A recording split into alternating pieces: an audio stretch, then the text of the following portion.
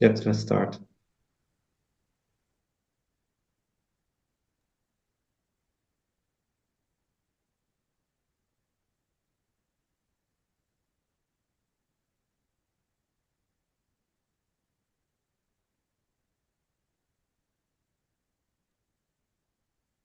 I think we are online. I can see us. So let's start. Ladies and gentlemen, it is my great pleasure on behalf of the universities of Bamberg, Bielefeld, and Heidelberg to welcome you to the third panel on the sanctions against Russia, organized by our NGO Freundschaft kennt keine Grenzen. Now, this war is now already in its third year, as difficult as it is to imagine that. And this gives us very interesting perspective of and timeline to observe the effects of the sanctions, but also it raises questions about how effective the sanctions are, to what extent the Russians can try to avoid the sanctions in sort of a cat and mouse game against the West. And this is the topic that we want to focus on today. So in our two previous panel discussions, we have guests like Jeffrey Sonnenfeld, Benjamin Molba, Taya Borczyk, Timothy Milovanov, and others. And today, I hope we have an equally good team. So the first speaker will be Senior Assistant Professor Ulrich Schetter, who is at the University of Pavia, followed by Sergii Fursa, who's a Deputy Director at Dragon Capital. And then the next speaker will be Robin Brooks, who is a Senior Fellow at the Global Economy and Development Program at the Brookings Institution. And finally, Isaac Levi, who's a leader of a team on Europe and Russia policy and energy analysis at the Center for Research on Energy and Clean Air. I hope I got all the affiliations correctly. So welcome one more time. The discussion will be moderated by Ms. Alexandra Avdinko. I should also mention that we are looking at the YouTube chat, so please write down questions if you have any. If you like the questions, then we'll pass them to our speakers. And also, this is not just a panel discussion, but also a charity event, because we'll be collecting money and donations for Ukraine, about which the next speaker, Joop, will inform you in detail. Thank you very much. Thank you. Yes, so Alexandra, Tomasz, and I are all members of German-Ukrainian educational NGO Freundschaft kennt keine Grenze e.V. And as Tomasz mentioned, we are organizing it from a cooperation between universities and this NGO. I'm also affiliated at the University of Heidelberg. And since the start of the full-scale war of Russia against Ukraine, our NGO, Freundschaft kennt keine Grenze, not only focuses on educational cooperation between Germany and Ukraine, but also on providing humanitarian aid to Ukraine.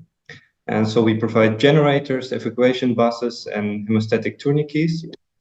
And these tourniquets is what I want to focus on today.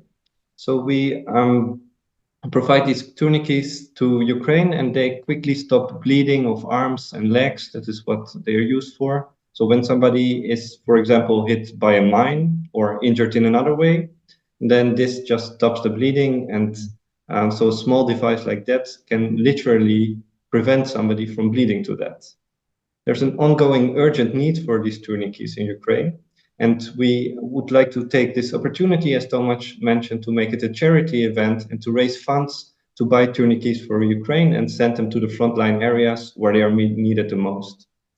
And we only buy high quality certified tourniquets, which cost around 30, 40 euros, because the quality is also important for whether people live or not. People can also die if they don't have a good tourniquet that breaks down. So we want to have the proper ones that really save lives. So if you have a possibility, we would like to kindly ask you to please help us to save lives in Ukraine by making a donation to our NGO. So at the top of the screen, you can see the QR code for donating via PayPal. And also in the description of the video, you find a link to PayPal as well as our bank details if you want to make a donation like that. So yeah, we would look forward to your donations, and thank you very much in advance for supporting Ukraine in this way. And now I give over to our moderator, Alexandra Avdeyko. Thank you so much, also on my behalf, and to a great team that is joining us today. I would like to request Ulrich Schetter to share his slides.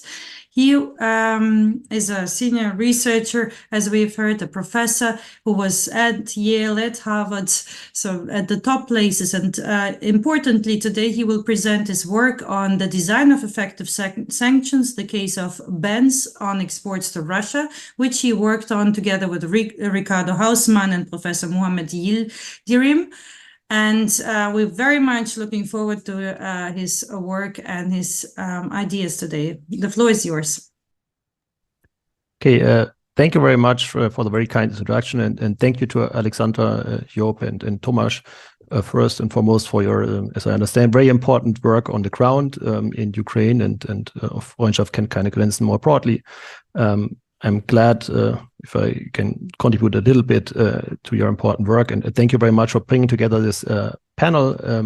It's really a great pleasure for me to have the opportunity to present, as you said, joint work with Ricardo Hausmann and Mohamed Yildirim, where we try to analyze what are the implications of bans on exports to a sanctioned country with a specific focus on the current situation in Russia, and also in a way that hopefully is supportive for policy. So, and I'm very much looking forward to our discussions today.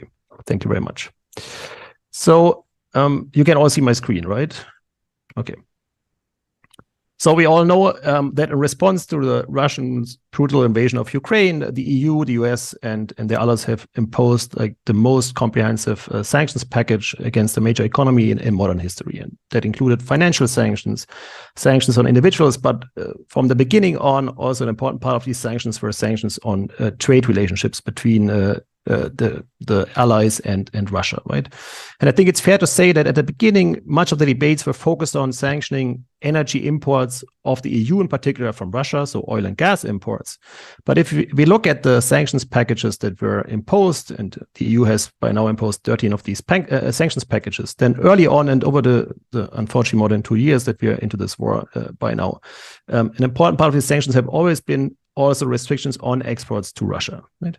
And we took this as motivation to ask ourselves the question: how can we think a bit of what is the implication of such sanctions in economic terms, and how can we help designing them in a most effective way?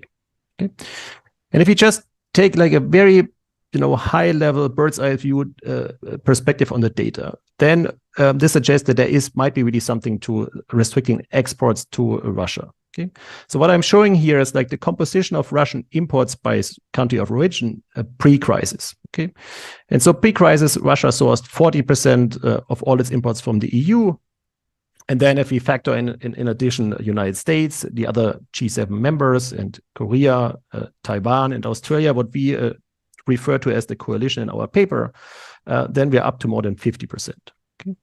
And it's also interesting to note, and maybe not surprising, but still I think important to keep in mind, that this trade relationship is very asymmetric, right? So if you focus on the EU, which is here by far the biggest player, then it was the case that Russia sourced 40% of its imports from the EU, okay, but only 2% of EU members' exports went to Russia, okay?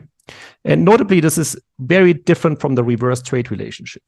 So it is true that, pre-crisis, Russia was a bit more reliant on the EU as a destination for its oil and gas exports than the EU was on Russia as a source country of its energy supplies. But the differences are much smaller, and these numbers are in the same order of magnitudes.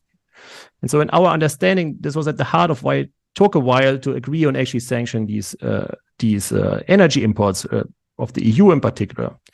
And what this implies that maybe looking at the reverse trade relationship, looking at exports to Russia may be a very effective sanction instrument, which could allow, cutting Russia off critical supplies for its economy with limited impact on EU member and coalition countries more broadly, exports to Russia, or global exports in general, I should say.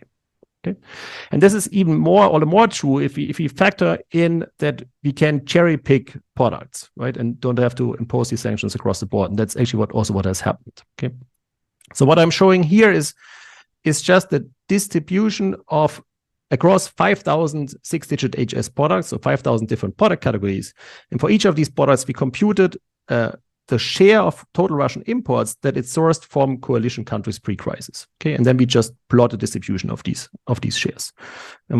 What we see is that there are, maybe not surprisingly, many products where Russia pre-crisis basically relied almost entirely on sourcing these countries from these products from coalition countries, right? That included many products such as high-tech machines, but aircrafts or satellites and many more. Okay, so if we take into consideration these facts, then maybe it's not surprising, as I said, that these sanctions on exports to Russia have been an important part of the sanctions packages throughout. Okay, and one way of looking at this is just by looking as of today and asking the question: okay, out of all these 5,000 products, for how many products are there restrictions in place on exports to Russia from the EU and the United States? So I'm just looking at these two countries here because these are the countries where we have data on the sanctions from the Global Trade Alert. Okay, and what this figure shows is that roughly 20% of all products we have restrictions on exports to Russia by both the EU and the US.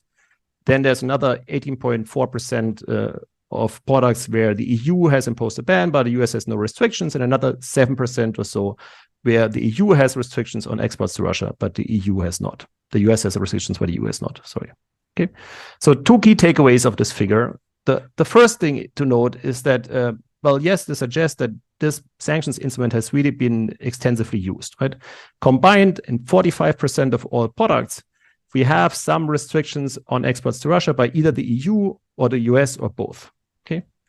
The second key takeaway is that, well, there was some coordination between the EU and the US, but this coordination is far from perfect. Okay. So out of these 45% of all products, only 20% or so exports are restricted by both the EU and the US, right? And the other 25%, it's only by one of them. Okay, and so this already raised the question: okay, what are potential implications if we don't have like a lack of better coordination among coalition countries? Okay, if we ask the question, okay, what are the type of products that were sanctions? Then there are some key patterns that stand out. So what I'm showing here is a bunch of graphs where always a blue bar refers to an average of a characteristic across all products that were not subject to an export ban by the EU. Okay, and the red bar indicates the same average, but across all products that were subject to an export ban by the EU as of today. Okay, always referring to the variable that is indicated here at the top of the respective figure. Okay, and what this shows is that we see that, you know, these bans are really concentrated on products that are large in terms of Russian imports. Okay, it suggests, okay, they may be effective because, of course, it suggests that, you know, large chunks of Russian imports are affected by this.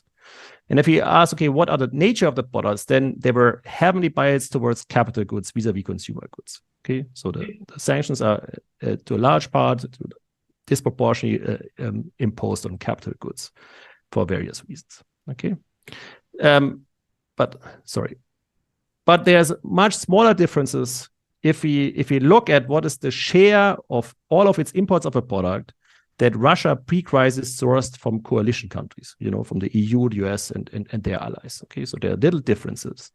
And there's also little differences in terms of elasticity of substitution of these products as measured by a recent paper by Fontanier et al. So what is the idea behind this elasticity?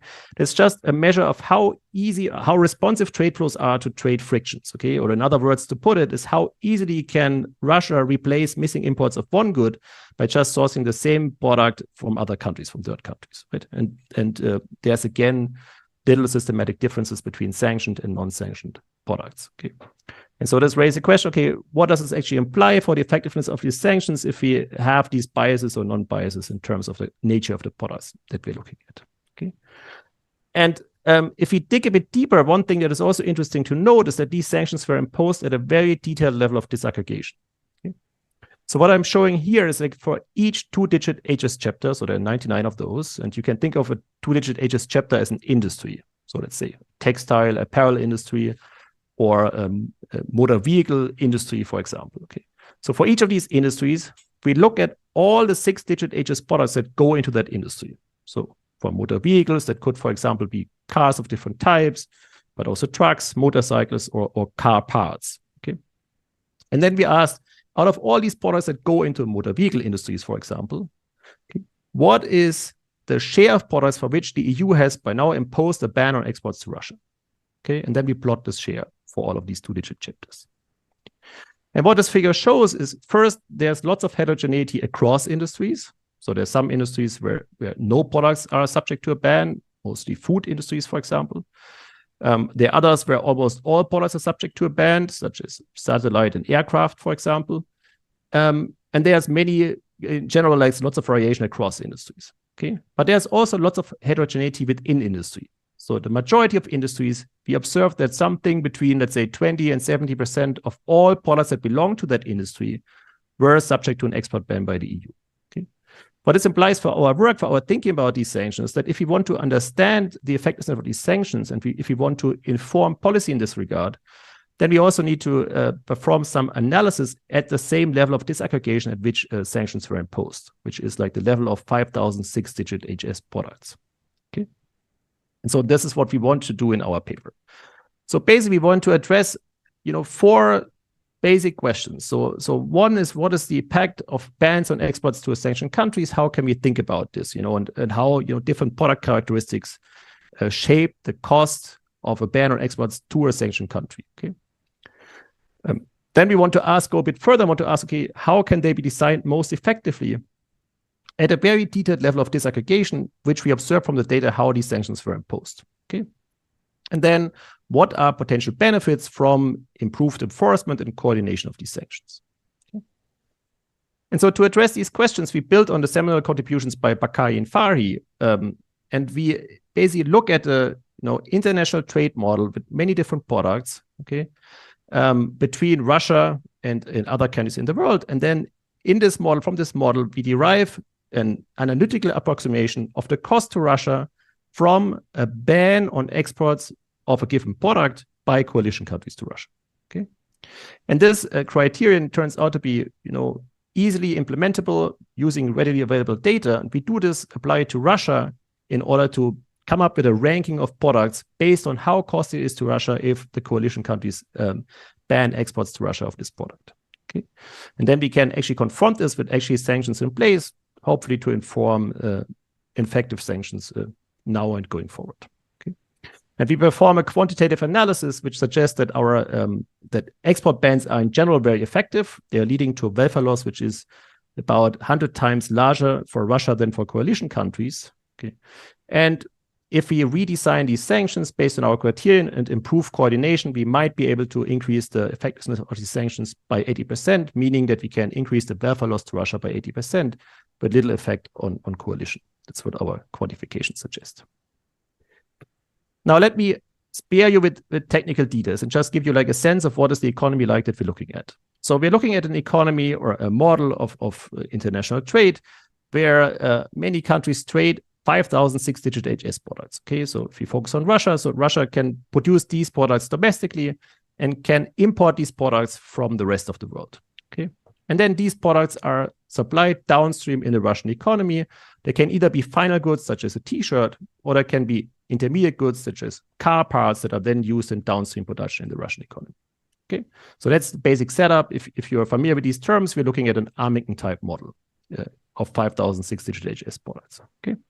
And then we're asking what happens if we have a coalition of countries that ban their export of these goods, of a specific good to Russia. Okay, what are the costs in GDP terms for the Russian economy of such a ban? Okay. And what we can show is actually we can derive a simple second order approximation of these costs. And I don't want to go into technical details here in the interest of time. And let me instead just give you like in general terms the punchline of this criterion, because it turns out to be very intuitive. We can ask ourselves the question, okay, when should it be costly if I have a coalition of countries and now I ban exports of one product by this coalition to Russia? So when should this particularly be costly for the Russian economy? Well, the first order effect should be, okay, if this is an important product for the Russian economy.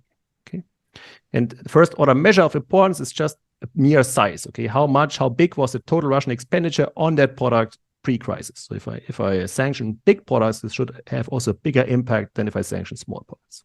Okay, but then it should also matter which fraction of Russia's pre-crisis imports or purchases of these goods are subject to the ban. Okay, or in other words, what was the market share of participating coalition countries for that product in Russia pre-crisis?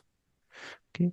And lastly, it should matter, okay, now we have some missing imports in Russia. How easily is it for Russia to replace these missing imports? Okay.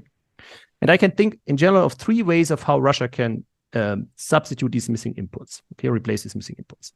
You can either produce the same product domestically or source it from third countries, say China. Okay, so if the EU does no longer export a product to Russia, Russia can just replace these missing imports by importing the same product from say, China.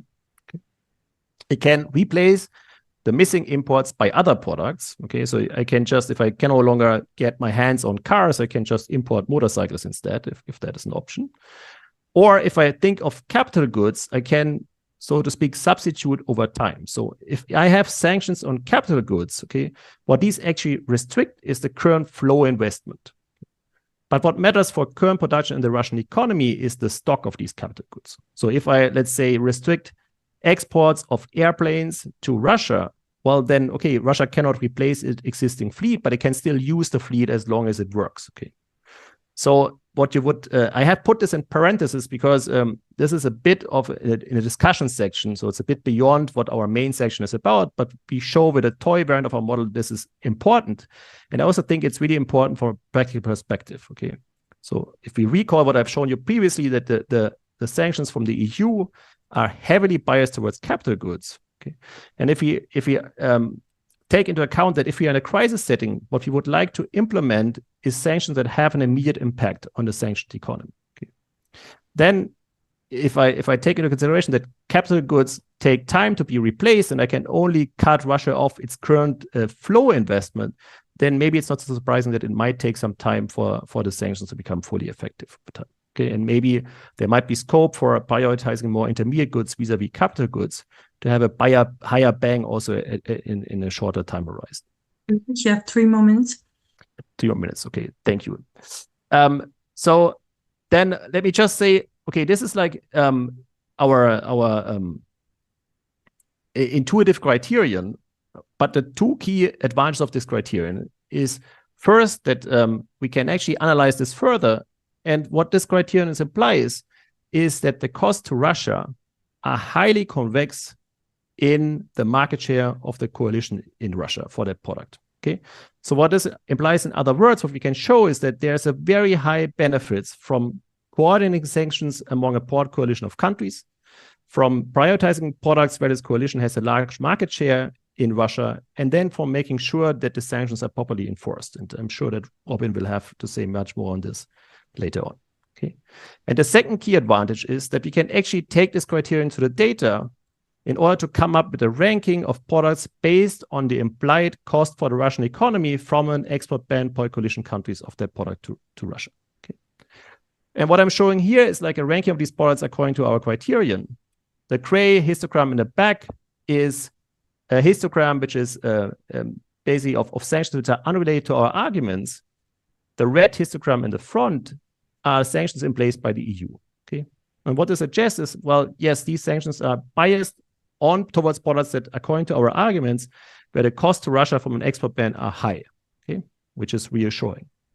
But it turns out that this correlation is entirely driven by the fact that the EU concentrates its export bans on big products in terms of Russian expenditure.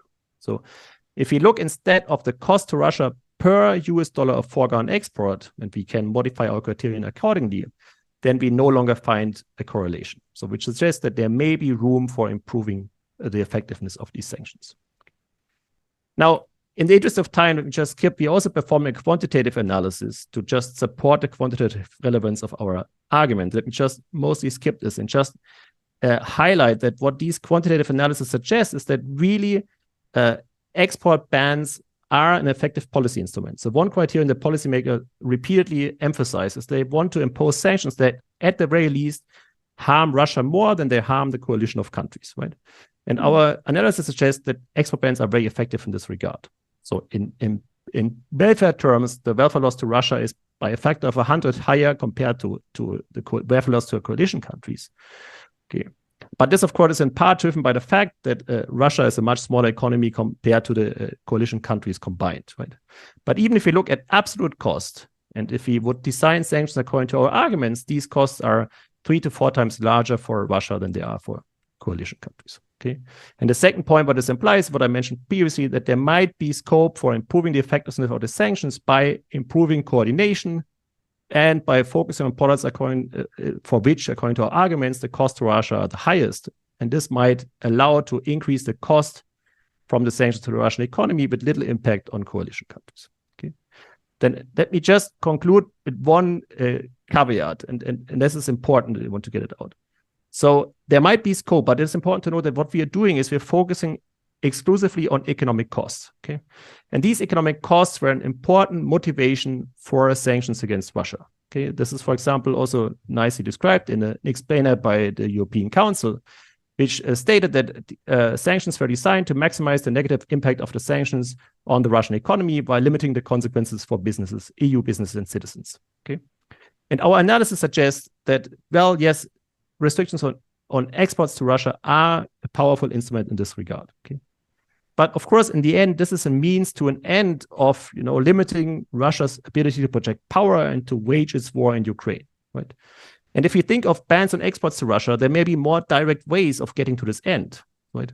And the most direct way may be to disrupt its war machinery, to cutting it off critical supplies for its war machinery. This was a very important motive for the bans on exports to Russia. In medium term, undercutting its ability to extract rents from its natural resources. Again, this was a very important motive for the sanctions. Okay. The sanctions were also designed more to harm elites vis-a-vis the general populations. For example, food products and medical products were excluded from the sanctions.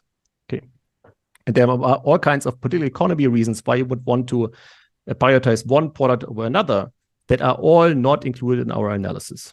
Okay, so what this actually implies, what we can bring to the table is like something which can serve as an input into a more comprehensive analytical process rather than a blueprint for policy making, okay, that combined with all these other considerations can hopefully contribute to effective sanctions against Russia. Again, thank you very much for giving me the opportunity to present our work, and I'm looking forward to our discussions. Thank you so much, Ulrich.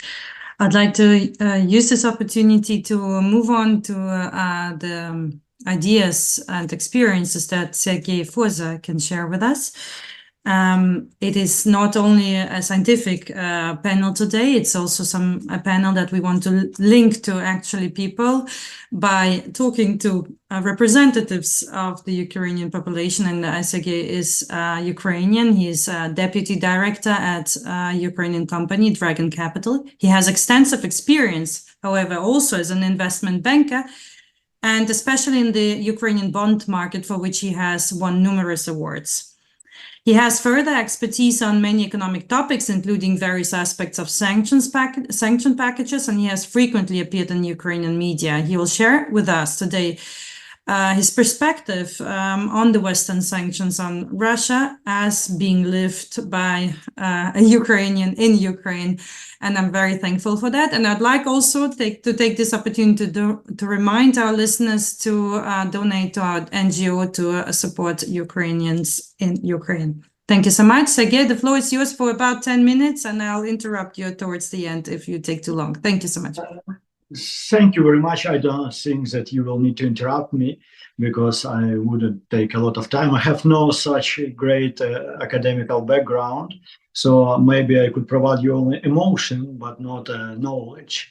And first emotions that came always from Ukraine when we talk about sanctions, that it's always not enough. And every Ukrainian would tell you that till some Russian rockets have possibility to launch on Ukrainian cities, it's still not enough. But I do understand that it's emotion. And first of all, when we're talking about sanctions, we have to focus on our expectations, but not the reality, because sanctions works, and I do believe that it works. But the problem is that our expectation was much, much higher. And I think that not only Ukrainians' expectations was much, much higher. I do remember March 2022 when President Biden was giving speech in Poland, when he was talking about great damage that was done for Russian economy and the ruble that already reached 200 or something like that. So why he was so exciting? I think that everybody in White House and in Ukraine was expecting immediate effect of sanctions and expecting some panic in Russia. It was obvious that rational behavior of economical agents to feel the damage that should be done and behave in a way that create panic, and that panic should destroy macroeconomic stability. But what we have seen that Russian agents wasn't rational. Their behavior was quite irrational, and maybe they was under Russian propaganda. Who knows?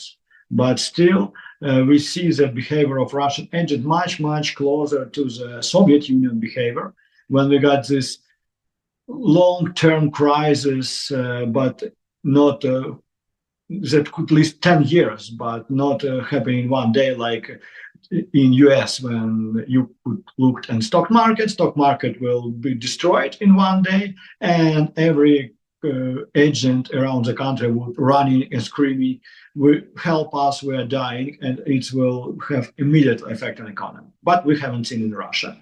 And that put us in a long way of sanctions that should provide it. Another story is that we already focused on import ban for Russian economy, but when we're talking about Russia, export is much more important, and it's create cash flows that Russian use. And to avoid import sanction, I think Robin, who gonna be next panelist, he's focusing on strong details how Russian find a way to cope with these import sanctions, because currently on the presentation we have seen 3 ways how Russia could behave, but there is 4th way, to buy European products from Kazakhstan or from Kyrgyzstan or Tajikistan, and it helps Russia a lot. It helps their economy, and I think if we will be focusing on how to deal next, I think European Union and US should be focused on the supply chains that were built by Russia in the last few years, using these countries from former Soviet Union or Turkey, for example. And we have seen that Russians using Turkey and China, and the US guys already seen it, and trying to make a difference for Turkish agents and Chinese different, trying to convince them don't provide Russia with such help. However, when we're talking import and export, Russian export are still okay. Yes, there is a lot of sanctions on import, and there is some very limited sanction on Russian export. Russia helps us a lot when they sanction themselves by limited gas export to European Union. They help us a lot, and we are very happy with it, because what we see now with Gazprom financials and total gas export from Russia, they did it by themselves. But however, 3/4 of Russian gas export was based on oil, and they still could provide oil export almost like before the full-scale invasion.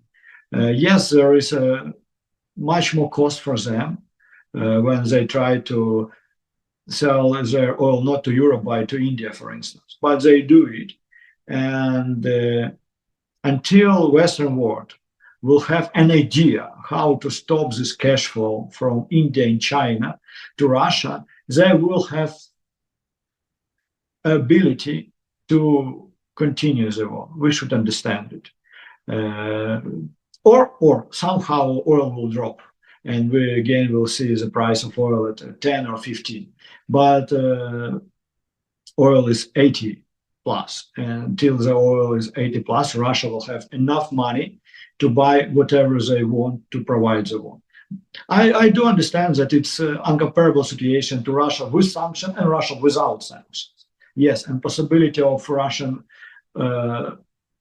economy and Russian army quite different thanks to sanctions. I do also understand that we can't see most of Russian statistics, and Russia used to provide us knowledge. They want to sell us that it's quite okay with their economy, they're strong, they never before, but they still put their statistic under censorship. It means that they do know that sanction works. But still, again, there is Russia without sanction, Russia with such sanctions that are provided now, and third Russia that we in Ukraine want to see under huge sanctions that work for, I would never expect sanctions work for 100%. But Russia without oil revenues, it's such a country that will decide to stop the war in the next week, when they will understand that their export possibilities are losing in a way like never before. But Putin now see that they have this cash flow, and that's why he quite optimistic about possibilities of Russia to provide the war. So my message, I don't know what I message have, because it's still emotion. It's not like an academic piece. But what we see is that sanctions not enough. And we also would like to see more attention to the people with Russian passports around the world, especially in Europe, because there is a lot of Russian relatives of Russian elites who still provide their lives like never happens, nothing happens. And it's quite offensive to Ukrainians, especially taking into account that most of Ukrainians are forbidden to leave their country, especially when we're talking about men. And when you're sitting in your country, you know that you could hear air rain siren every minute. But at the same time, you can see a video with Russian elites having fun on Monaco. You started to think that maybe it's not really truthful policy of European Union. I do understand that there is a lot of like so-called good Russians that now living in Europe and left Russia, and it's good for sanctions and good for anti-Russian policies that now they're in Europe. But on the other hand, there is a lot of relatives, there is a lot of quasi-oligarchs that still feeling okay, and honestly, I feel offensive because of it. Thank you. Thank you so much, Sergei. I think that was a very important contribution in the sense that we heard from Ulrich there's so much scope to improve, and we hear from you that there's people that are affected and particularly emotionally affected by the cynical policies that we often see.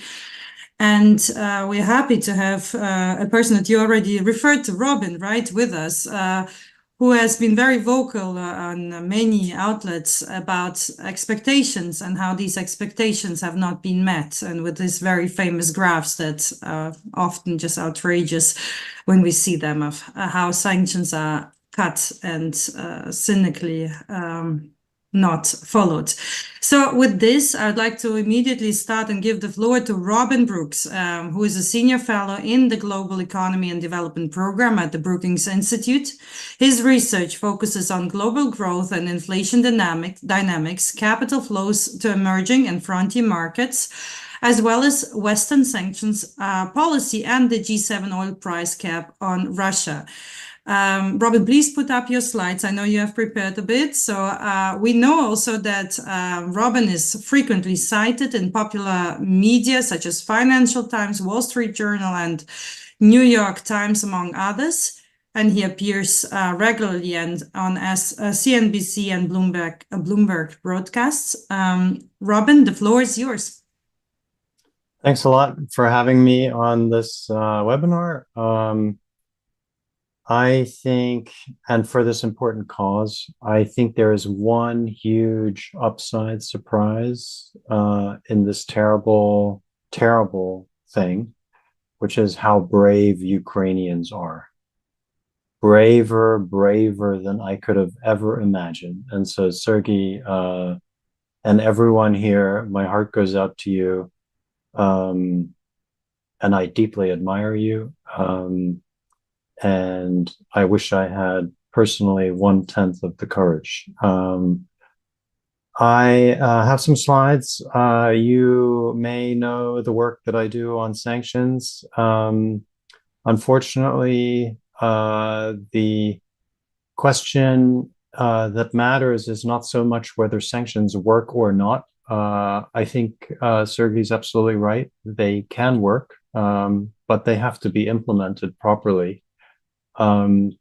and they are not. And a lot of the problems originate in Europe and in particular in the EU.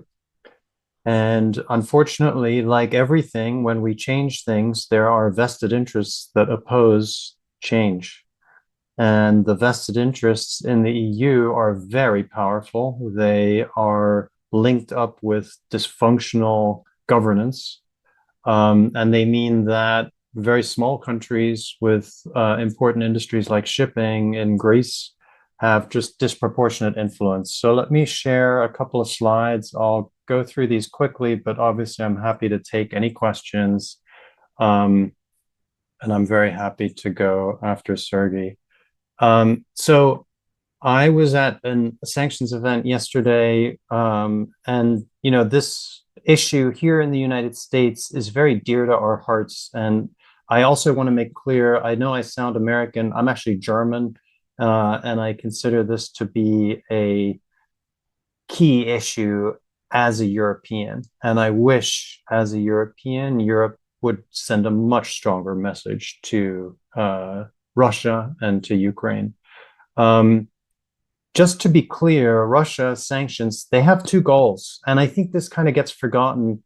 The first goal is get Russia out of Ukraine. That's goal number one, okay? That is what sanctions can do if we use them properly. And the second goal, which is just as important, we have countries out there like China that are debating loudly whether to invade Taiwan. So the sanctions that we use vis-a-vis Russia are super important because a country like China is watching what we do vis-a-vis Russia. And if we do a bad job on Russia, China will not see our sanctions as a deterrent. Now, we have failed on both fronts. One of the big issues is that there are conceptual issues. Russia, like China, is a current account surplus country. It exports. When you export, you are constantly accumulating foreign assets. So you're building wealth in dollars or in euros. We initially sanctioned banks, but we didn't sanction all banks. And that was a conceptual error. Why? Because as you can see in the chart on the right, the current account surplus is equivalent to foreign asset accumulation. If we sanction some banks, so the central bank, which I have in red, then foreign asset accumulation just shifts to non-sanctioned banks. In other words, all our financial sanctions did was we picked winners and losers in the Russian financial system. It did nothing to change wealth accumulation by Putin and his oligarch friends. They made the same amount of money just through different institutions. In other words, it was completely nonsensical. The way to fix that is to sanction all banks. If we sanction all banks, it's like a trade embargo, right? Because then there are no more means of payment to pay Russia for its exports. And therefore, it shows you what really needs to be done for a current account surplus country. You have to sanction the exports, not worry about financial sanctions. So the G7 cap is the right tool. It addresses exports, but unfortunately, it was undercut completely by vested interests in the EU. Export controls are a terrible story, again, of circumvention, and the root issue is very poor governance in the EU. The price cap has two problems. The first is that Greek ship owners, I call them oligarchs, they're just like oligarchs, have huge influence in Greece. They have huge influence on the Greek government. They lobbied the Greek government for an ineffective G7 price cap. As a result, the G7 price cap, when it was introduced in December 2022, was set much too high. It was ineffective. The even worse thing is that these shipping oligarchs are selling ships to Putin for his shadow fleet all the time. This is terrible. The right chart shows shipping traffic out of Russia's Baltic ports. The blue bars are ships owned by Greek owners. The gray bars are the shadow fleet. You can see how the blue bars are shrinking, the gray bars are growing. That's basically Greeks selling ships to Putin. And it completely undercuts the G7 price cap. So Ukraine has trouble funding its war. It needs money. And all the time we are giving money to Putin. It is insane. The Western war strategy, and in particular the EU, is constantly giving cash to Putin, and it is dragging its feet giving cash to Ukraine. We should do the opposite. We should stop giving so much money to Putin. We should lower the G7 price cap. Of course, that doesn't happen because governance inside the EU is broken. And we should prohibit the sale of Western-owned oil tankers to the Shadow Fleet. Okay, exports. This is insane. German exports of cars to a place like Kyrgyzstan are up 5,100% since the war broke out. This is not because people in Bishkek have decided they love Mercedes. It's insane. These are cars that are going to Russia. There are car parts that are going to Russia. You will have maybe seen charts that I'm tweeting today. This stuff mostly doesn't even arrive in Kyrgyzstan. Kyrgyzstan just gets written on the invoice. So this is pure trade diversion. It is happening from every single EU country to every single country in Central Asia. And it roughly offsets about half the drop in direct exports to Russia that we heard about in the first presentation. So this is a big offset. This is a chart that shows you what's going on for Germany, Poland, and Lithuania. And you can see the black line is exports from Germany or from Poland or from Lithuania.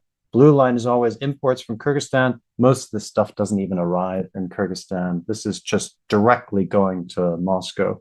The EU has huge responsibility here. The red bars show direct exports to Russia. So as we heard in the first presentation, those have fallen, but indirect exports via Central Asia have risen to offset about half of that. People in Europe always say to me, yeah, but the US has this too. Okay, but look at the difference in the order of magnitude. The US is doing a truly good job on enforcement. There is no comparison. The EU here is indirectly an enabler of Putin's regime, and it has to stop. China is playing a huge role. The left chart shows you exports from the G7 to Russia. Those have fallen. But exports from China to Russia have risen more than that decline. China has more than offset by itself the reduction in exports to Russia. So is Russia missing critical ingredients?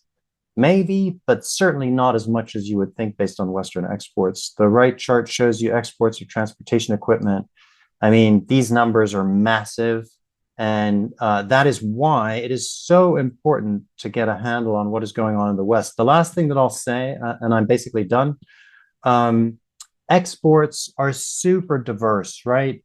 Goods travel on roads, on rail, on ships, on planes.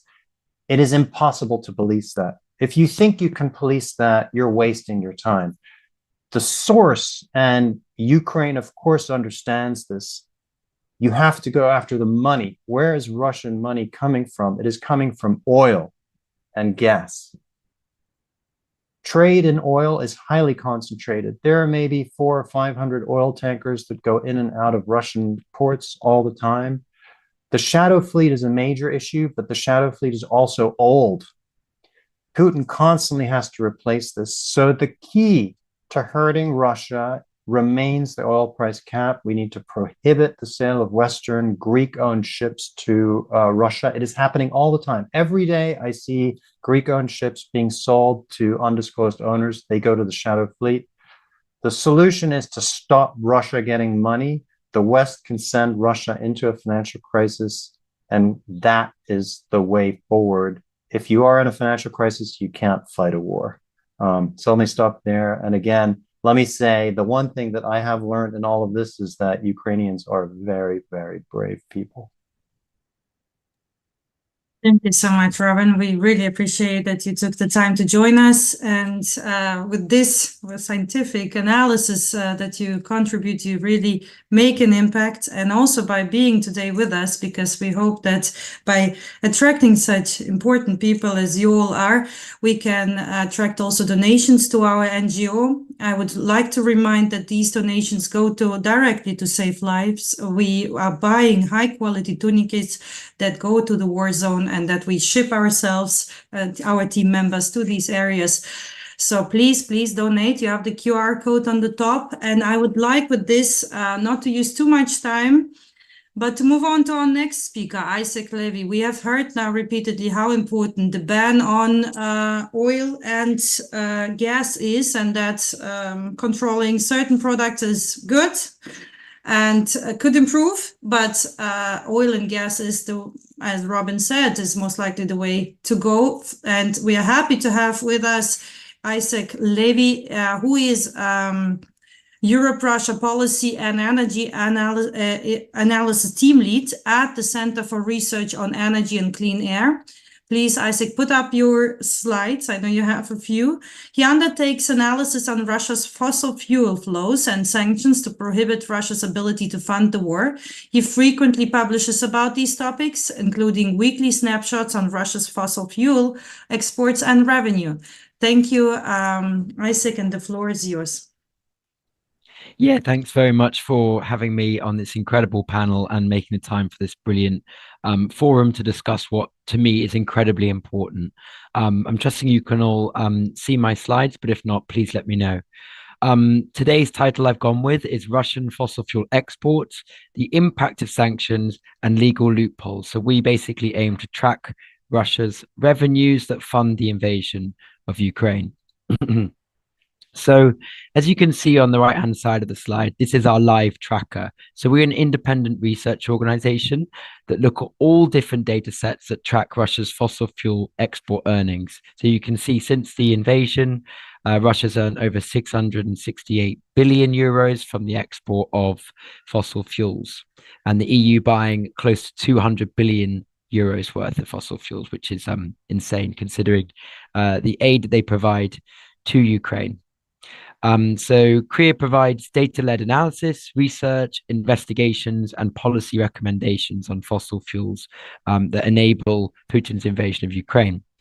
Our research analysis focuses on improving the enforcement of sanctions and tightening legislative loopholes as well. So we're a small dynamic team that aim to provide analysis ahead of the curve. For example, our kind of market-leading analysis on the refined loophole that I'll touch on later. So this chart on the left-hand side is our live tracker, or we send out in our weekly snapshots, and shows Russia's fossil fuel export earnings by type. And this horizontal line here marks Russia's full-scale invasion of Ukraine. The boost in revenues, as we saw spikes in prices. The next line here signifies the crude oil embargo and price cap that was implemented by the EU and G7. And the second line, the embargo and price cap on oil products. So we can see that since the first year of the invasion, Russia's export earnings surpassed 355 billion euros, which was a 32% increase in export revenues due to energy price spikes. In the second year, when sanctions were more in swing, their export earnings fell by around 29% to 251 billion euros. And the Kremlin tax revenues, which is very important, used as the way to finance their extremely high and growing military spending, dropped 38% from oil and gas. So one way that we've aimed to measure the impact of sanctions, as you can see on the chart on the left-hand side, is looking at the discount. So this is Russia's export price for its oil compared to the benchmark Brent prices. And we can see that the discount widens after the invasion and an anticipation and full effect of the price cap policy. We've seen, however, that there's been a reduction in the discount as Russian traders have violated the price cap and have seen a lack of enforcement. One interesting trend we have seen is when OFAC, the US Sanctions Enforcement Agency, started sanctioning specific vessels, we can see a widening of the discount, which did have about a 5% increase in reducing Russia's oil export revenues. So I think the kind of takeaway message from me is that Russian oil sanctions cut their export revenues around 34 billion euros in the first year of implementation, which was around 14%. This is an impact. However, there are definite recommendations to increase that impact and make them more effective. So who's buying Russian oil? China and India are the largest buyers of Russian oil. And we've seen India's imports of Russian crude rising 123% a year after sanctions were implemented compared to the prior year. Turkey is the largest buyer of Russian oil products. So those are refined oil products that are, for example, diesel or naphtha. And their imports of Russian oil products has risen over 100% since the ban came into force in February 2023. So a lot of those volumes that used to go to the EU, UK, and US have been shifted towards new buyers, including Malaysia and Brazil as kind of new markets that Russia's managed to send its oil to.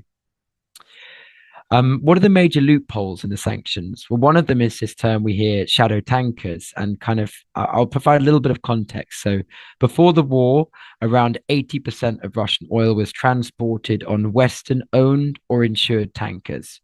So as the oil price cap policy tried to take advantage of Russia's reliance on Western-owned or insured tankers, they set the price cap policy, which stated that to use Western-owned or insured tankers, Russia must pay below the $60 barrel limit for crude and specific prices for oil products too. So what did Russia do? They did two main methods to increase their export revenues despite the oil price cap policy. One of them was the increased access to shadow tankers, so those tankers that are owned or insured outside of sanctioning countries. And you can see that by the growing width of the gray bars in the charts. And those tankers didn't have to comply or don't have to comply with the oil price cap policy. The other method, they evaded the price cap policy using fraudulently produced attestation documents that lied about the price that they paid below the cap and therefore still rely on Western-owned or insured tankers. And that's where the enforcement section really needs to be tightened. So shadow tankers now transport about 60% of all Russia's oil. We track this using Korea's data sets, and that's in the most recent full month of April. And this is higher for crude at about 70% rather than oil products. One of the reasons for that is that crude oil price cap is set below the current market prices, whereas the oil product prices are significantly too high and above the market rates. So we'll briefly touch on the ecological threat that these shadow tankers pose as they navigate territorial waters. The average age of these tankers is around 17 years, and more than a quarter of them are over 20 years, so they are environmentally dangerous too. Another loophole in the sanctions is the refined loophole, which legally allows countries like India to buy Russian crude oil, refine it into diesel, jet fuel, or other refined products, and send it to sanctioning countries. And we can see in this chart on the right-hand side that because this is a legal process, countries in sanctioning nations have increased their quantities of this oil products that's made from Russian crude by 44% in 2023 compared to the year before. And this value of the oil that's estimated as being made from Russian crude that enters sanctioning countries is around 8.4 billion euros. We believe this is very easy to cut out, as it makes up just 3% of the price cap coalition's imports. And if they don't ban it, companies will continue to take advantage of this loophole and buy more and more oil products made from Russian crude, boosting Putin's revenues and volumes of crude oil sales. So how to hit Russian revenues harder? One of them would be to lower the price cap. It's currently set at $60 per barrel for crude. Estimated production costs are around $15 per barrel. So it's crazy profits that Russia's able to make. Setting this lower price of $30 per barrel, still incentivizing production, could not only be deflationary, but would slash their export revenues by 24% at around 51 billion euros. Thorough enforcement is obviously important, as the price cap we're seeing evaded and would slash their revenues 8% or 17 billion euros. We've done some analysis that you can check out online that shows that from all the different measures that sanctioning countries have imposed on Russia's fossil fuel exports, they've cut Russia's revenues by around 12% or 3.5 billion euros per month. Further sanctions that we propose could cut Russia's export revenues by an additional 32%. I want to touch on an investigation that we did on Bulgaria, because I think it's a brilliant example of providing hope that sanctions can work when there's a political will to do so. So Bulgaria was 91% reliant on Russian crude in the year of 2023, as they were providing an exemption to the EU's ban. Since the end of the exemption that we worked with the government to help impose at the beginning of 2024, at short notice, they haven't received any shipments from Russia since the end of December 2023, and they've survived at importing non-Russian crude without affecting domestic prices. So Bulgaria, however, is bringing in oil products from Turkish ports, which are heavily reliant on Russian oil products as a supply. So I'll just briefly show you our next investigation we did. So the EU has bought around 3.1 billion euros of oil products from 3 Turkish ports with no refining hubs. Those are Ceyhan, Marmara, and Mersin, since the implementation of the bans. In the same period, those 3 ports got their supply of oil products from Russia for about 86% or close to 90%.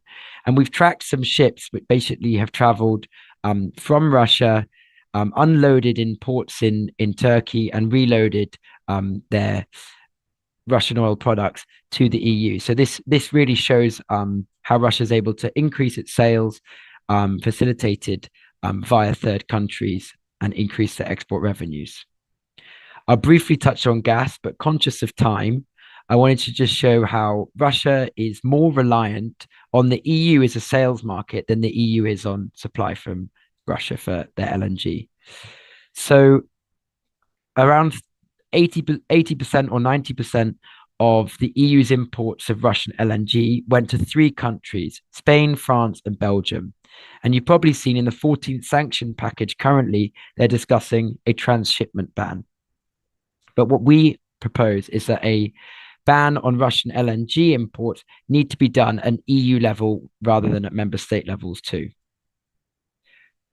The transshipment ban shows that around 22% of all the EU imports of Russian LNG were transshipped, either 8% going to EU countries and the rest going to non-EU countries.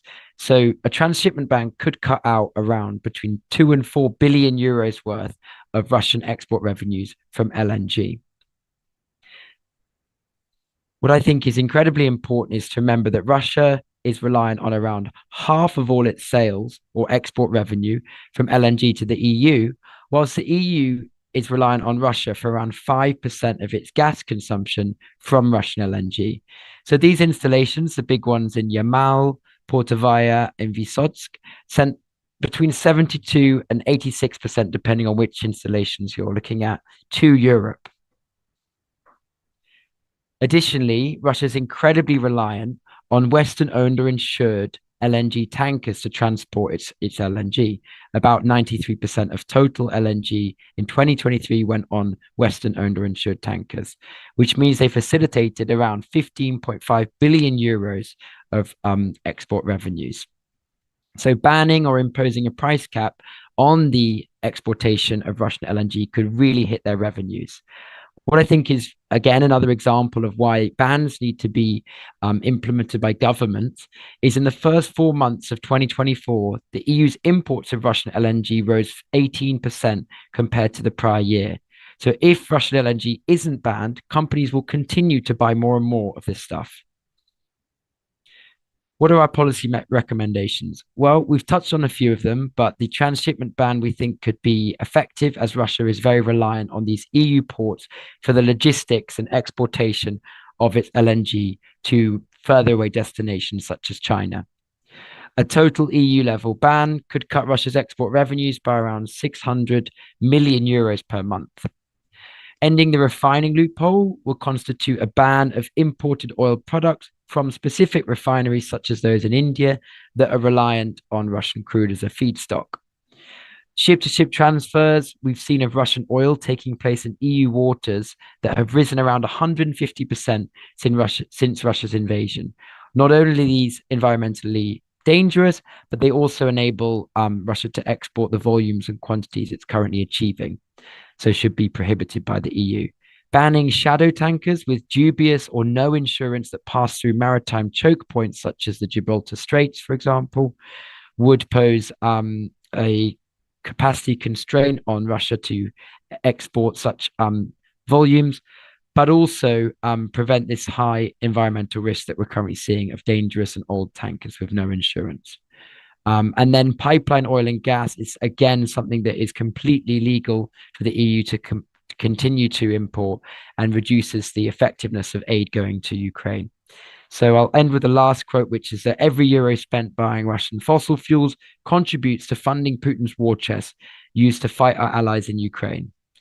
I've got one last chart showing the per capita contributions of purchases of Russian fossil fuels to try and shift the narrative a little bit away from China and India all the time, although the quantities, that's where they're selling to, and remind you that Turkey and the EU are purchasing huge quantities of Russian fossil fuels per capita. Thanks very much. Thank you very much, Isaac. Very important work, and I really appreciate also that you touch on the environmental costs. Maybe this is something that can wake up some Europeans if it's not the Ukrainian lives. I would like to now start our discussion, and I would really like to invite you to, there's so much input that was shared, to also react to each other's evidence. Very interesting work, but also would like to point to the fact that we have a YouTube live stream, so people are listening to us and are reacting to that. We have, for instance, a contribution by Friedrich Heinemann, who's asking a question, and here, please jump in, whoever feels ready to answer the question, which is, there were high hopes that sanctions on payment systems, SWIFT, would hit Russia hard. Is it true that these expectations, as so many others, were largely exaggerated? So I'm not sure who of you would like to go first, but maybe there's some experience or information that you could share with our audience, please. I'm happy to take a stab at that. So conceptually, financial sanctions have an issue, right? Because Russia is a current account surplus country. And that means that unlike, for example, Turkey, which is a current account deficit country, Russia exports capital, it doesn't import. So you may remember that in the summer of 2018, the US, under then President Trump, imposed financial sanctions, or it sanctioned some individuals in Turkey, and it caused a huge financial crisis, and it caused a recession in the second half of the year in 2018. And the reason that financial sanctions worked so well in Turkey is because Turkey is a capital importer. It needs money, it needs to borrow to finance a current account deficit. So an excess of imports over exports. And so if you disrupt that, you can have a very big effect. In Russia, it is the opposite.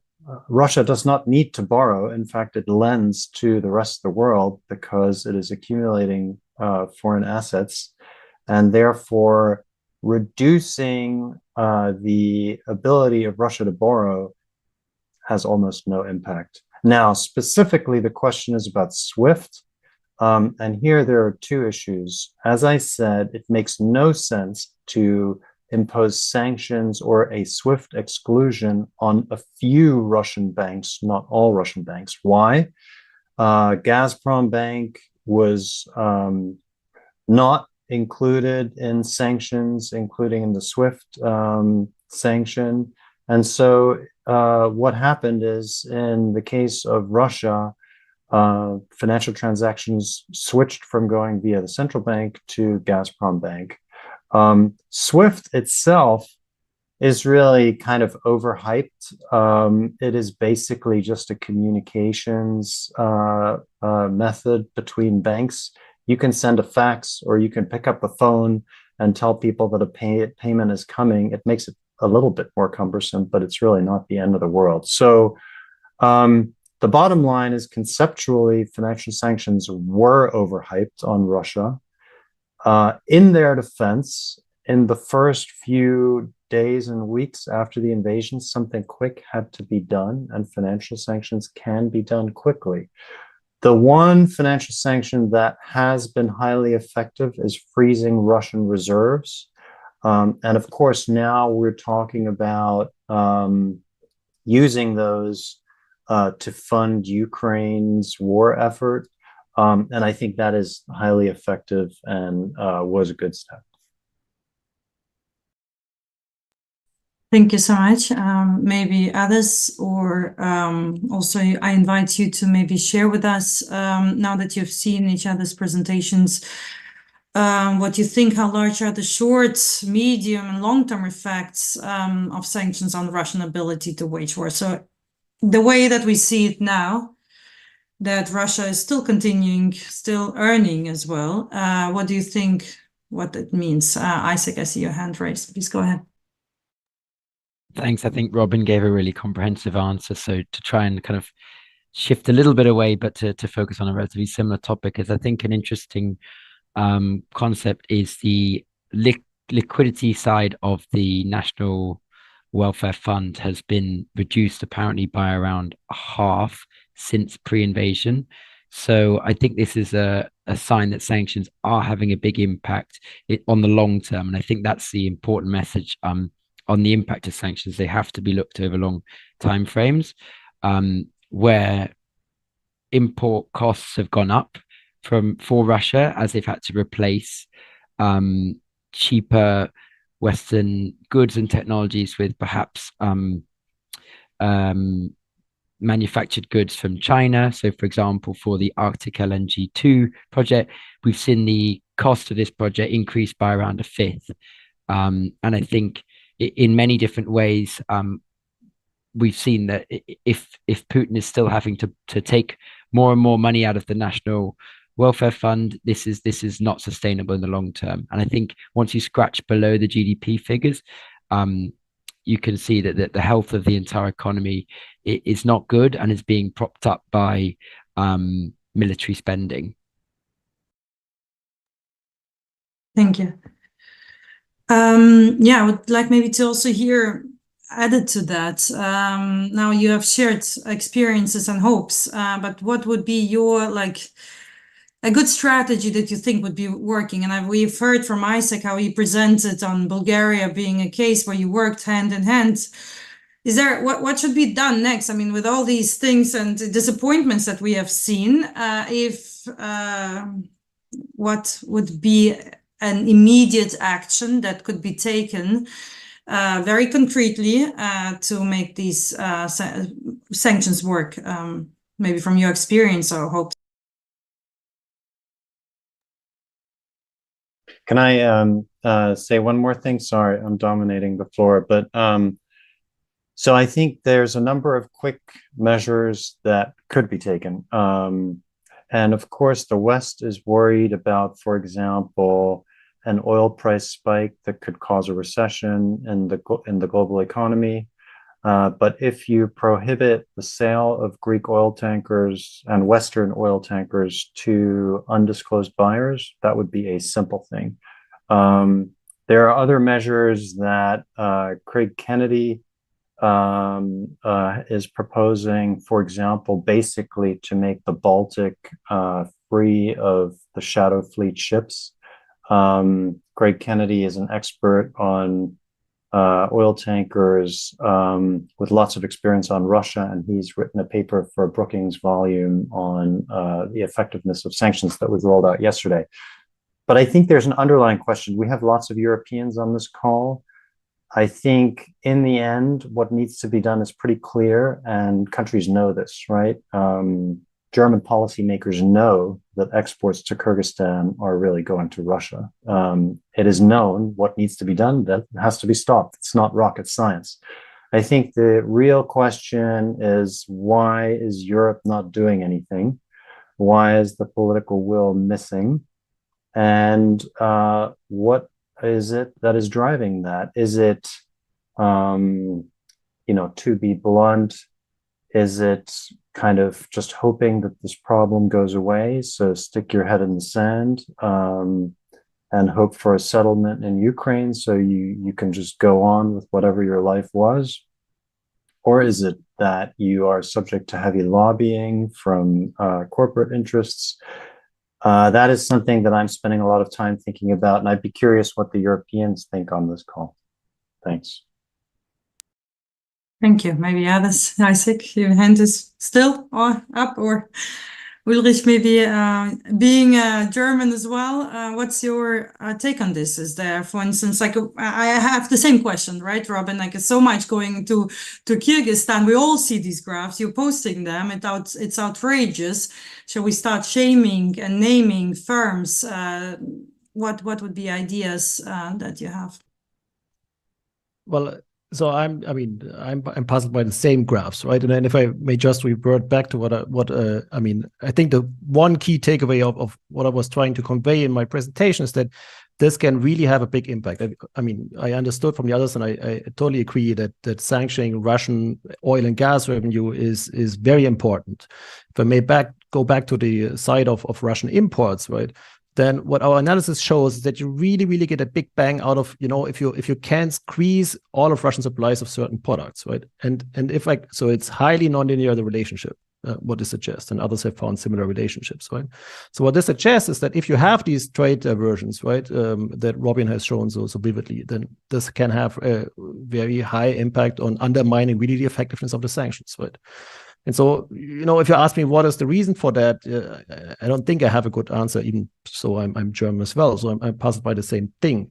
One proposal that it's not that I have a big expertise on that, but what I found very interesting, which I actually also got from your event at the Brookings Institute, Robin, that you were referring to yesterday, was by Becker and Gorodnichenko. And if I may put it in simple terms, I'm not sure if I'm doing justice to this proposal, but it's basically just to reverse the burden of proof. So instead of defining a list of activities that you sanction, that you say, okay, we cannot have these economic and financial transactions with Russia, you just do an all across the board ban on all activities, and then you define like a list of activities that you allow, right? Like, if I understood well, the US has done in the past for transactions with North Korea and Syria and other countries, right?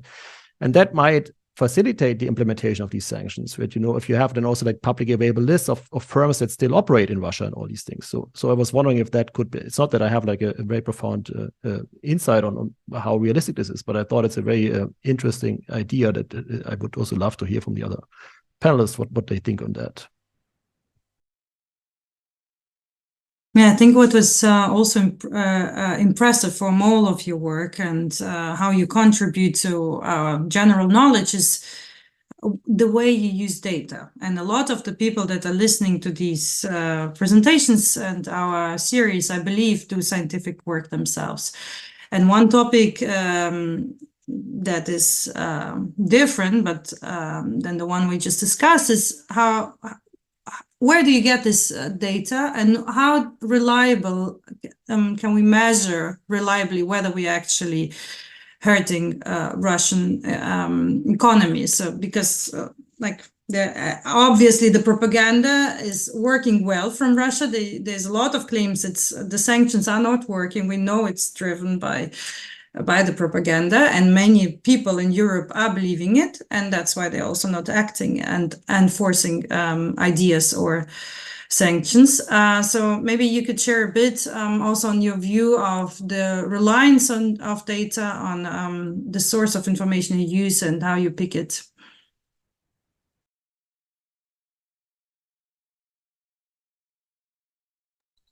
I don't mind starting if you want.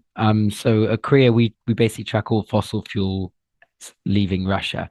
So we have AIS, which is location data from vessels, which is hard for them to kind of avoid sending off. They can turn off their transponders, but when they're entering ports and leaving ports, they do usually need these to be able to unload and load oil, for example. So we would say our data is pretty accurate, and there is ways of verifying specific shipments if there's interest to do so using satellite imagery and multiple sources. We try and provide as much of our data as open source and try and compare it with other data sets. In just to touch very briefly on some of the other points, I would say, and combining it with the data angle, the easy win for me seems like the refining loophole. We've done some analysis to look at, for example, if you take the case of the UK, the purchases of jet fuel from specifically India that's run on Russian crude. So that sent around in 1 year about 120 million pounds back to the Kremlin. And the discounts that they get from buying this marginally smaller, marginally cheaper, refined oil made from Russian crude is a fraction of that. It's about a fifth, we estimate. So the money sent back from the UK in humanitarian aid to Ukraine is about 30% of that we're sending back to Russia. So it's really diminishing the amount of money we give to Ukraine. The UK, as an example, could very much live without this. And I think I would say that in terms of, is there capabilities to ban this stuff? I mean, we're a very small think tank of around 4, 5 or 6 analysts, depending on kind of who's working on what at that time.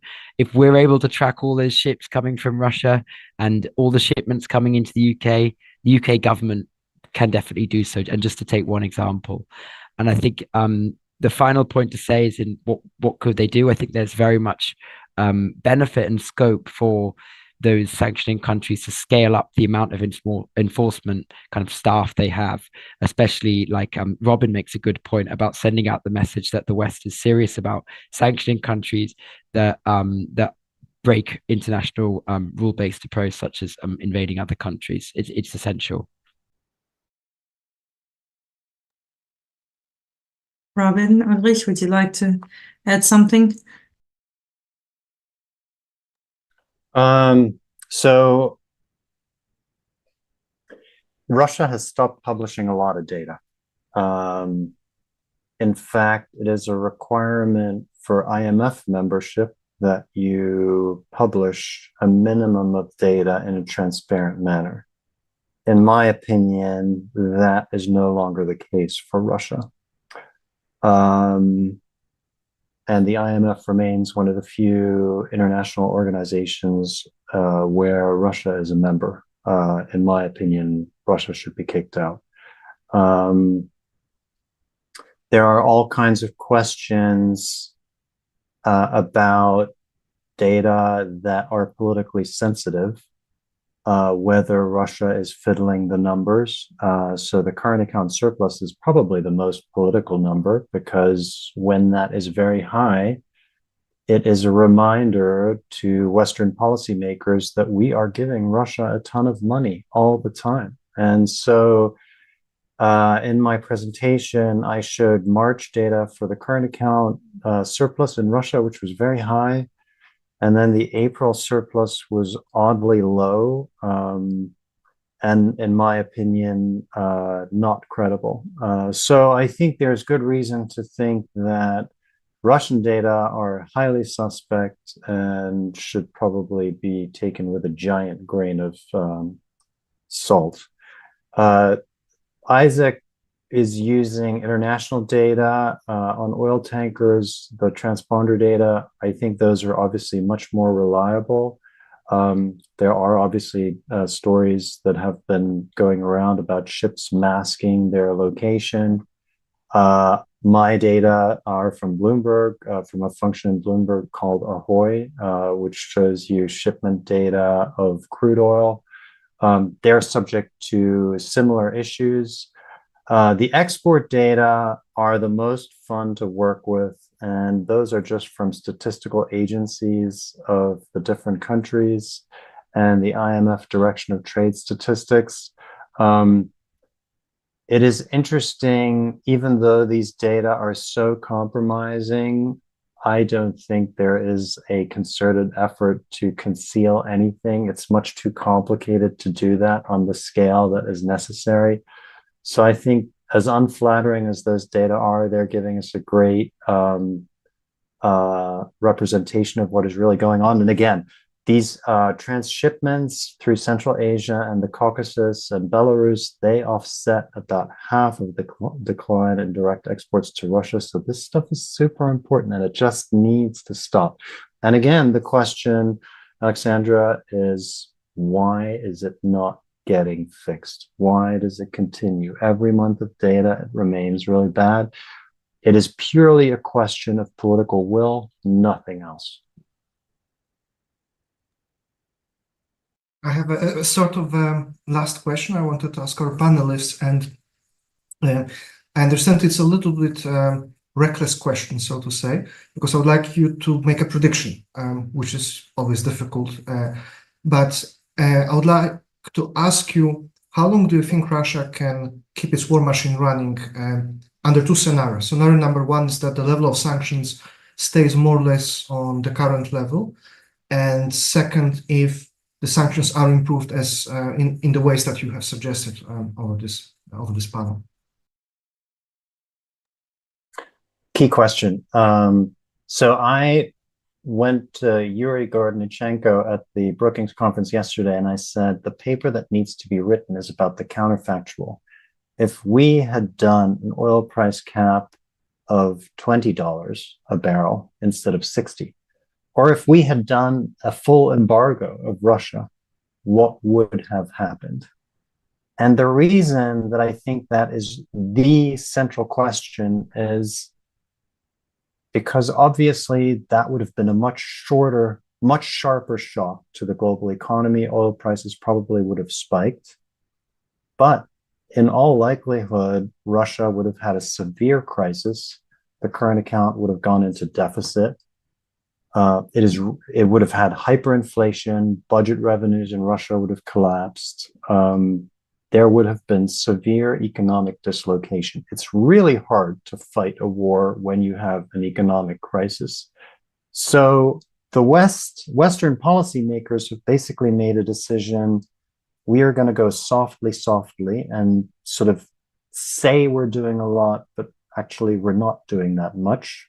So in a way, we're postponing a lot of pain we could have front loaded the pain, and perhaps the war in Ukraine would be over. And so it's sort of, you all are academic economists, it is an intertemporal choice. We are putting more pain on future generations, if you will. Maybe we're putting more pain on the citizens of Taiwan who get attacked by China than if we had done really strong enforcement. But to answer your question, I am convinced if we, for example, tomorrow in a dream scenario, there were an announcement that the oil price cap is lowered to $20 a barrel and that sales of Western oil tankers are prohibited to any undisclosed buyers. And in the Baltic, there will be various measures to make the Baltic free of the shadow fleet along the lines that Craig Kennedy has suggested. I think it would be such a shockwave that the West is willing to do what it takes. And in particular, that Europe is willing to do what it takes, that you would see a very sharp ruble depreciation, and you would see a sharp tightening in financial conditions, and I think a financial crisis in Russia. So if that were to happen, I think Russia would have to sue for peace quickly within a couple of months. So that's I'm not calling it a prediction, that is my dream scenario. And in honesty, I think that is what Europe owes Ukraine. Let's hope for your dream scenario. Ulrich, maybe in one sentence, your dream scenario. We are running out of time, and Isaac, one sentence, your dream scenario, and then we hand over to you to conclude. Thank you. Well, I'm not sure I have much to add. I mean, this was like so vividly how Robin described it. I can fully subscribe to this dream scenario. The only thing I would like to add, I think it's also important to manage expectations. And one perspective is we don't know what is going on. What is the objective function that Putin is in a circle trying to maximize? And I think this will have some bound of what economic sanctions, some boundary on what economic sanctions can achieve. So, but I fully subscribe to the dream scenario that we've just heard. Thank you very much. To avoid being repetitive, I agree with everything being said, but I'll also focus on gas, because I think that there is a lot of focus on oil, which makes up about half of all of Russia's fossil fuel export earnings, but also, actually less and less Russia is reliant on fossil fuels as an export revenue, partly thanks to the sanctions. But gas is something which currently has zero sanctions, and we were almost 2.5 years into the war. It seems ridiculous to me. And I'll leave you with one more fact that 5% of the EU's gas consumption comes from Russian LNG, but Russia is reliant on half of all its export earnings from LNG to the EU. Something needs to be done on that. Yeah, Isaac, thank you. And on my behalf, on the behalf of the NGO, I would again like to remind everyone to donate who is listening to us, to donate to support the work of the many people that are brave and contributing, and I hand over to Joop to conclude. Thank you so much. Yes, thank you very much. Also from my side to the great speakers, I found the discussion very insightful, and also some very concrete suggestions, which I think is always important, and which is kind of the pitfall in discussions to stay more in the abstract and not in concrete policy advice. And one also important takeaway that relates also to my own research interests regarding rationality. It seems that Sergii Fursa rightly suggested that Russians themselves were not rational when sanctions hit, and that this actually helped them. But at the same time, now from Robin's last remarks, it seems that also in Europe, we are not rational. The policymakers are not willing to take some smaller pain now to have less pain later and in other areas, which also is helping Russia. So that is an interesting parallel, I think. And then I want to thank also the audience for being here on this important topic, and thank Alexandra for the great moderation. And also, as he said, please donate. Also, if you're watching this video later, not live, the need for tourniquets remains, so please consider donating. And then, as a very final note, I would like to come to another issue that I think should be raised as often and as loudly as possible. So apart from sanctions on the Russian economy, Ukraine also desperately needs, of course, weapons and drones, all the weapons that the West can give them, not just to save their own existence, but also to protect Europe. And currently, as we know, Kharkiv is under constant attack, and many of these attacks come from military bases, which are just over the border inside Russian territory. So in order to be able to defend itself and to protect civilian population, Ukraine needs to be able to also target these military targets inside Russia, because they're so close and they're hitting Kharkiv and other places. So this is something that I think is very clear, and that also Western policy makers should be made to see, just as these discussions regarding the sanctions. So this I also wanted to raise and encourage everybody to keep talking about, to influence politics. And finally, thank you very much again, and then see you on the next edition. Thank you and goodbye.